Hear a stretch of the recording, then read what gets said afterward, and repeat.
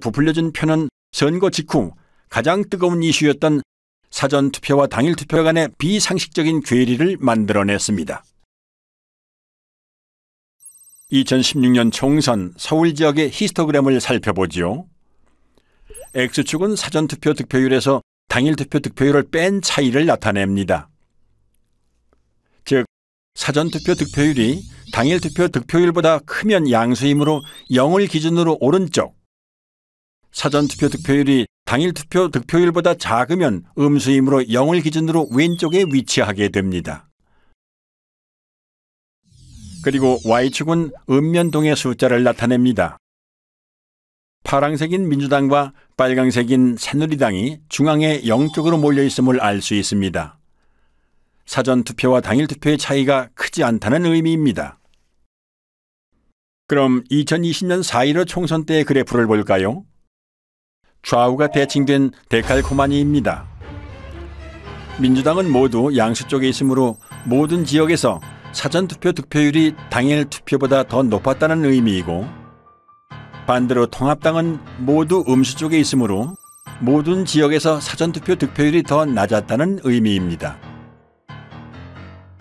민주당은 10%포인트 이상 높은 곳이 대부분이고, 통합당은 반대로 마이너스 10%포인트보다 더 낮은 곳이 대부분입니다. 정의당이나 국가혁명배당금당, 무소속이 중앙에 집중되어 있는 것과 대조적입니다. 조작이 주로 민주당과 통합당을 대상으로 행해졌음을 알 수 있습니다. 수백만의 인구가 4년 만에 행한 투표 결과가 이렇게 판이할 수 있을까요?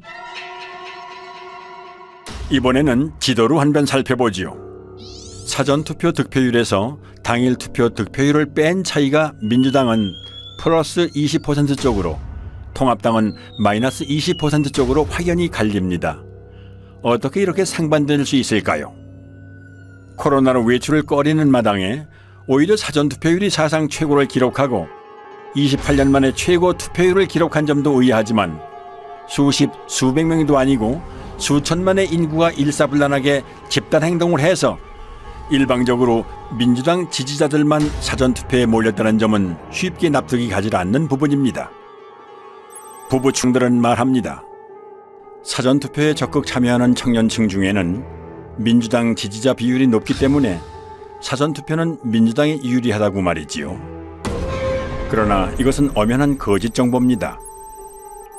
사전투표에 가장 참여도가 높은 연령대는 보수 성향이 강한 장년층으로 60대가 1위, 70대가 2위, 3위도 50대였습니다. 그럼에도 불구하고 사전투표 득표율에 있어 거의 모든 선거구에서 민주당은 10에서 20% 정도 더 높았고, 통합당은 그만큼 더 낮았던 것입니다.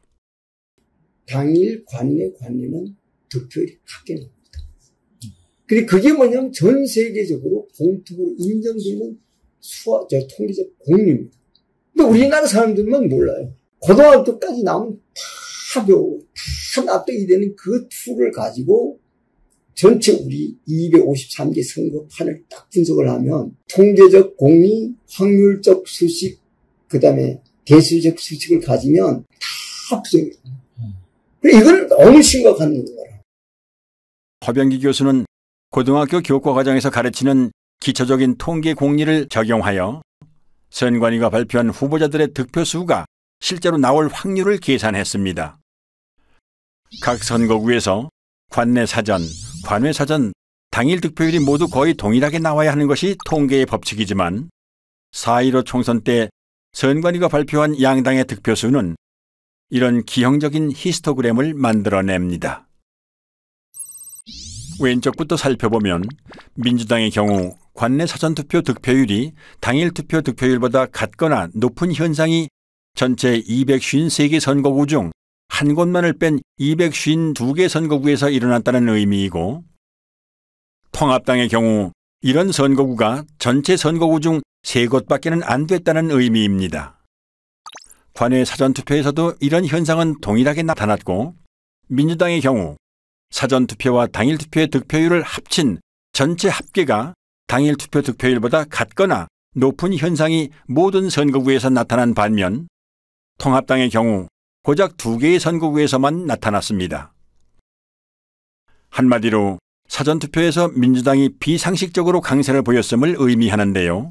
이런 현상이 발생할 수 있는 확률은 0이나 마찬가지입니다. 전체 득표율과 당일 득표율의 차이가 선관위 발표대로 될 확률은 2의 253승분의 1, 즉 동전 253개를 던져서 동시에 같은 면이 나올 수 있는 확률로, 이는 수천만 유권자들의 비밀 자유선거에서는 절대로 만들어질 수 없는 결과입니다. 그런데 이런 선거 결과는 컴퓨터 프로그래밍을 사용하면 단 몇 줄의 명령어로 쉽게 만들어낼 수 있습니다. 허 교수는 수학적 증명을 통해 전국 253개 선거구 중 광주의 광산구 갑과 광산구 을 2개 선거구를 제외한 나머지 251개 선거구에서 프로그래밍을 이용한 선거 조작이 일어났다는 것을 밝혀냈습니다. 조작 없이 유권자의 투표를 그대로 반영한 광주 광산구 을의 경우 당일 관내 사전, 관외 사전 전체 득표율이 거의 동일한 것을 볼 수 있습니다. 하지만 조작 프로그램으로 가짜 득표수를 만들어낸 인천 연수구 을의 경우에는 민주당 후보의 경우 당일보다 관내 및 관외 사전 득표율이 높고 통합당 후보의 경우 사전 투표보다 당일 투표 득표율이 더 높은 것을 알 수 있습니다. 이 그래프는 통합당과 민주당의 당일 득표율 차이에 대해 양당의 당일 투표와 사전 투표를 합친 전체 득표율 차이의 변화를 보여주는데요. 따라서 X축과 Y축이 모두 양수인 일사분면은 통합당이 당일 투표에서 이기고 당일 투표와 사전 투표를 합친 전체 득표에서도 이긴 경우, 이사분면은 당일 투표에서 지고 전체 득표에서는 이긴 경우, 삼사분면은 당일 투표에서 지고 전체 득표에서도 진 경우, 사사분면은 당일 투표에서는 이기고 전체 득표에서는 진 경우를 의미합니다. 선관위 전산 조작 프로그램의 목표는 당일 투표에서 이기고도 전체 선거에서는 지는 통합당 후보들을 더 많이 만들어내는 것입니다. 즉, 원점을 지나고 기울기가 1인 정상적인 선거 그래프의 Y절편과 기울기를 움직여서 사사분면에 위치하는 선거구를 많이 만들어내는 것입니다. 이 밖에 로이 킴은 추단법을 이용하여 선거 데이터 속에 Follow the Party라는 특정 문자열이 숨어 있다는 사실을 발견해냈습니다. 이처럼 선관위 데이터에서 특정한 문자열이 나왔다는 사실은 선관위 데이터가 유권자의 투표로 자연스럽게 생성된 숫자들이 아니라 누군가 선관위 데이터에 손을댄 흔적이 문자열로 남았다는 의미가 됩니다. 프로그래머들은 본인의 작업물에 쉽게 드러나지 않는 암호를 숨겨놓음으로써 본인이 작업자라는 증거를 남겨두는 경우가 있습니다. 永远跟党走永远跟党走永远跟党走永远跟党走 영원히 당을 따르라는 중국 공산당 구호인 영원근당주에서 영원을 빼고 당을 따르라는 부분을 영문으로 옮긴 Follow the Party. 4.15 총선 전 양정철이 중공중앙당교와 협약을 맺은 다음 날 방문한 텐센트 본사 앞의 조형물에는 공산주의를 상징하는 낫과 망치와 함께 당을 따르라는 문구가 새겨져 있습니다. 프로그래머는 매일 오감에 보았을 이 친숙한 문구를 남긴 걸까요? 선거 데이터를 비교하고 분석하기 위해서는 그 데이터를 표준화하는 작업이 필요하다 생각했습니다.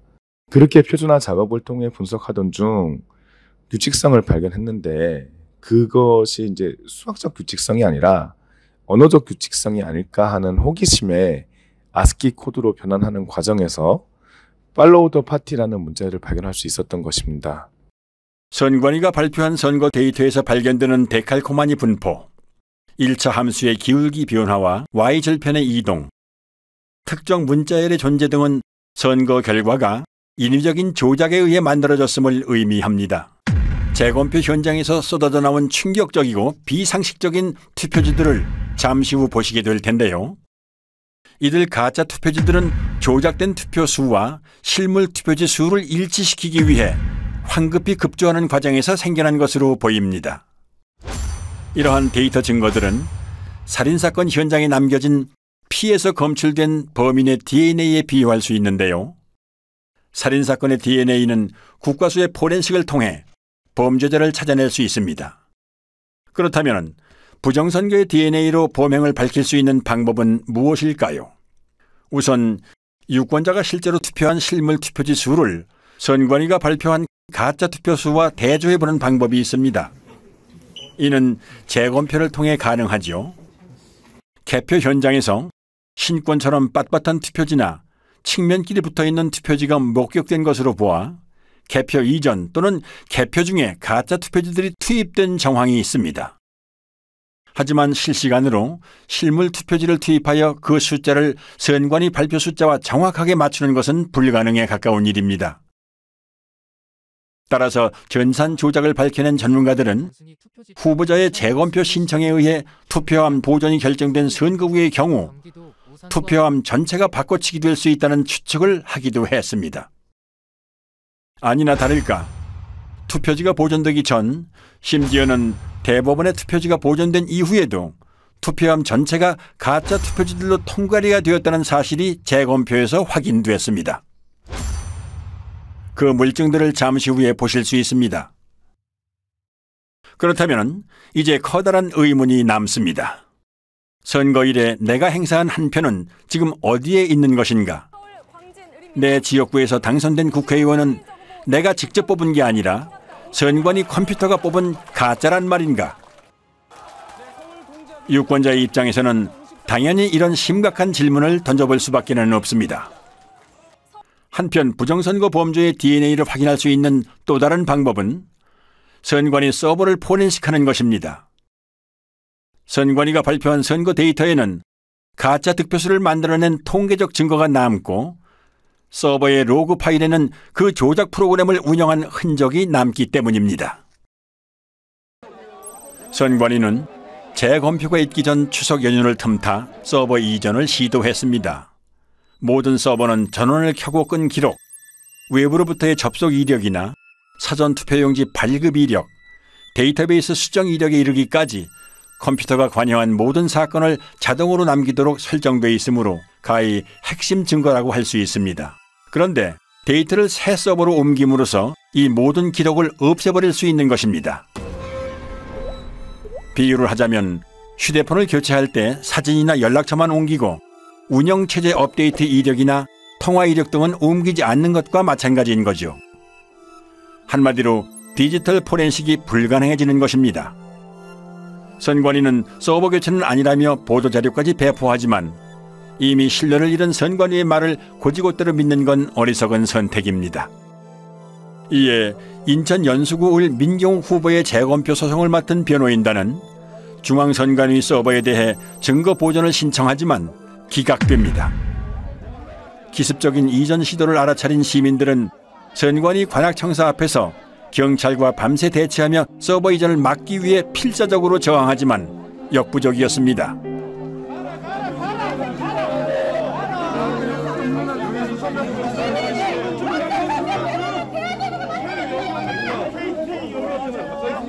서버 빼가지 마십시오. 이 서버는 증거입니다, 증거.